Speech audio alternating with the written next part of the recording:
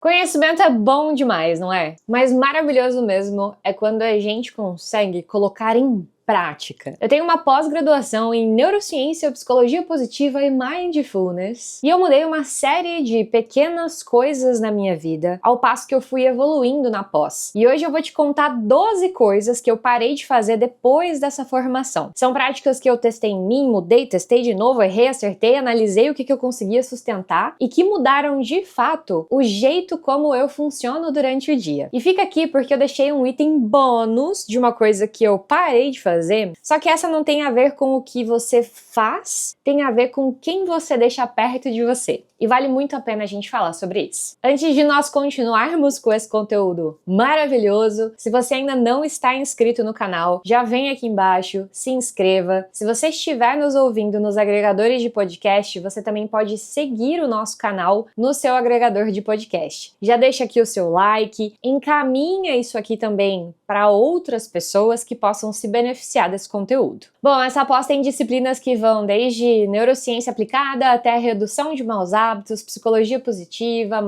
práticas de mindfulness, regulação emocional. Ela tem um espectro bem amplo de como a mente humana funciona e como ela reage ao mundo que a gente vive hoje. Inclusive, esse é um dos pontos mais legais da grade. Ela é muito atualizada para o nosso modus operandi moderno e como nós funcionamos com tudo isso. E o que mais me marcou não foi o conteúdo em si, foi começar a fazer conexões, sabe? Começar a perceber coisas que eu fazia sem questionar, achando que as coisas são como são. Mas na verdade era hábito, era condicionamento, e hábito a gente muda. A maioria das coisas que eu vou te contar aqui, você provavelmente faz todo dia, sem perceber. A gente foi tão sugado por esse mundo automático, de estímulo rápido, de resposta rápida, de distração o tempo todo, que a gente parou de perceber a diferença entre viver e reagir. E aí fica achando que a vida é isso mesmo. E é triste, porque a vida é muito mais do que isso. Então esse vídeo não é sobre neurociência de um artigo científico somente, é sobre 12 movimentos, é sobre 12 decisões diárias que juntas mudam o funcionamento do seu cérebro e da sua vida. Número 1. Eu parei de checar o celular como primeira tarefa do dia. Já falei isso aqui no canal e vou reforçar. A forma com a qual você inicia o seu dia, os primeiros minutos ali, dita a qualidade do decorrer do seu dia. Quando você acorda, nas primeiras horas, o teu cérebro ele ainda está num estado mais maleável. E quando a gente entrega esse momento pro algoritmo, pro nosso WhatsApp, antes de entregar pra gente mesmo, com intencionalidade, é uma cilada muito grande. Então hoje, o que mudou? O meu primeiro pensamento do dia voltou a ser meu. O que eu quero dizer com isso? A partir do momento que eu estou distante do meu telefone e que eu isolo esse distrator, eu tenho a chance de estar presente de fato no que eu tô fazendo, intencionar o meu dia e deixar com que o meu cérebro comece a trabalhar sozinho, ao invés de já expor ele a uma porrada de doses de estímulos. Eu vou citar aqui rapidamente um dia de rotina de quando eu treino às 6 da manhã, por exemplo. O meu despertador, ele não fica dentro do meu quarto, ele fica no banheiro. Então, quando ele toca, eu já nem tenho a opção de clicar na soneca, eu preciso levantar e ir lá no banheiro. Eu desligo ele, me troco, e aí enquanto eu vou me preparando para academia, eu não pego o telefone para ver notificação, para ver Instagram. No máximo, eu pego ali para bater uma foto e de vez em quando, dependendo da necessidade, dependendo de como foi a noite anterior, pode ser sim que eu cheque. Mas eu faço isso de uma maneira intencional. Então, o meu objetivo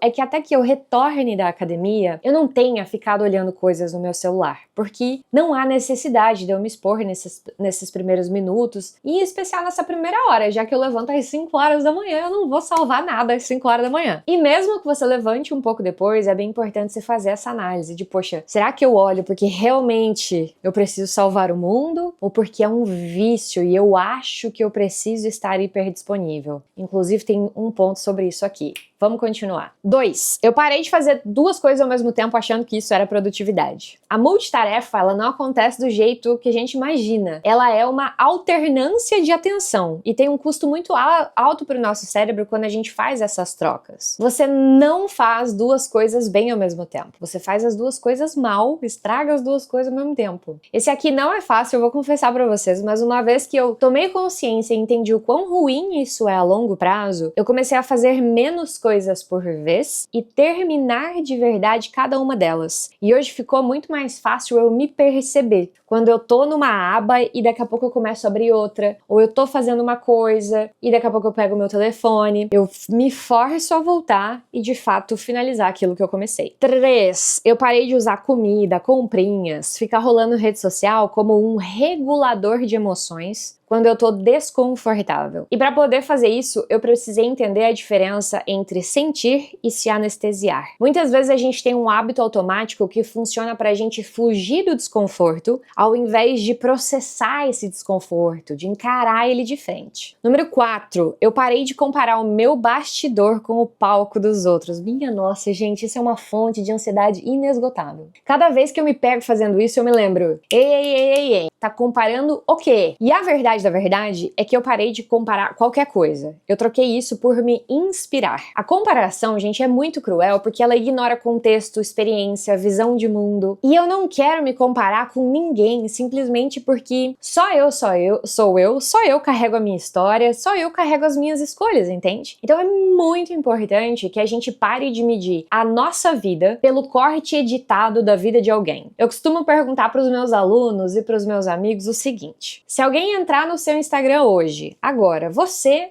uma pessoa comum e que não vive das suas redes sociais, ela vai imaginar que você tem o tanto de problemas e o tanto de desafios que você tem? Ou olhando lá o seu feed, ela vai ter a sensação de, nossa, que vida boa e feliz. Geralmente é a sensação de uma vida boa e feliz. E se as pessoas sentem isso no seu perfil, que não vive das redes, você calcula o perfil de alguém que é pago para parecer que tem uma vida absolutamente cool e livre de preocupações. Você vê que não faz sentido?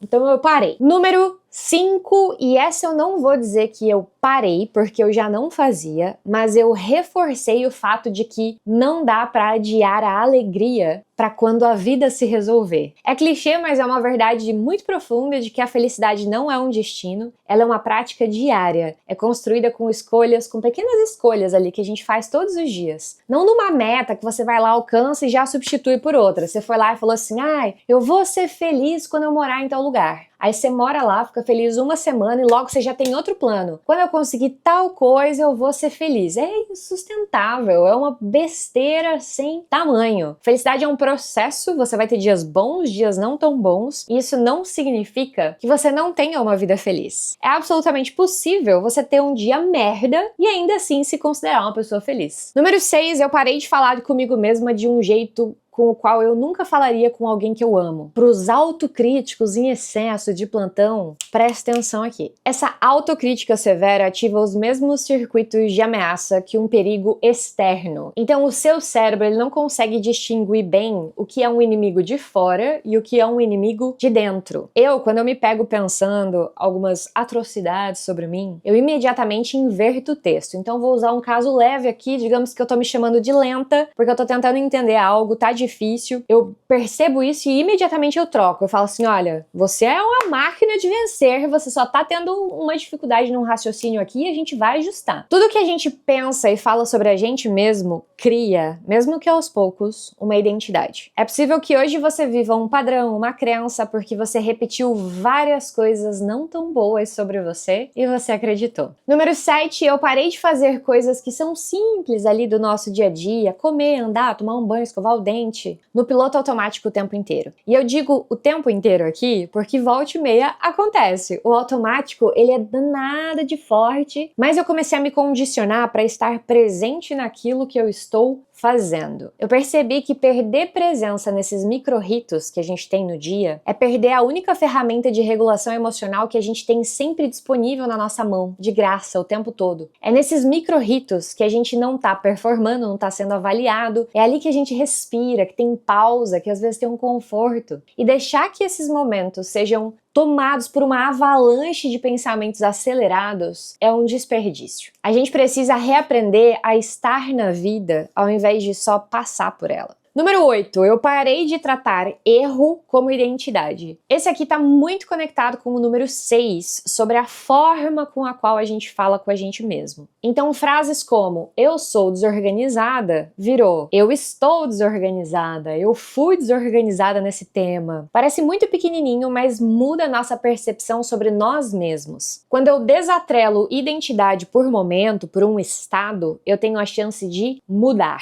Inclusive, a autocompaixão trabalha justamente essa separação entre quem você é daquilo que você fez. E a gente merece bastante autocompaixão. Número 9, eu parei de tentar não sentir ansiedade e eu aprendi a atravessá-la. A ansiedade é uma coisa normal, quer dizer que a gente é um ser humano. A questão é gerenciar essa ansiedade para que ela não tome conta, para que ela não guie as suas decisões e ações. Essa supressão emocional que por muitas vezes a gente tenta fazer aumenta a intensidade dessa emoção que a gente reprimiu. Então você tentou sentar em cima da ansiedade, mas o seu corpo vai sentir de qualquer jeito, só que de uma forma muito mais dolorosa. Respirar fundo, práticas de mindfulness, racionalizar as situações, atividade física, me distanciar dos problemas, são coisas que me ajudam a me regular e não paralisar. Número 10, eu parei de romantizar a exaustão como uma prova de esforço. Com muita vergonha eu digo que eu já fui uma workaholic da pior qualidade, aquela que não conseguia sentar numa mesa de bar com os amigos sem ficar checando o meu e-mail o tempo todo, sabe?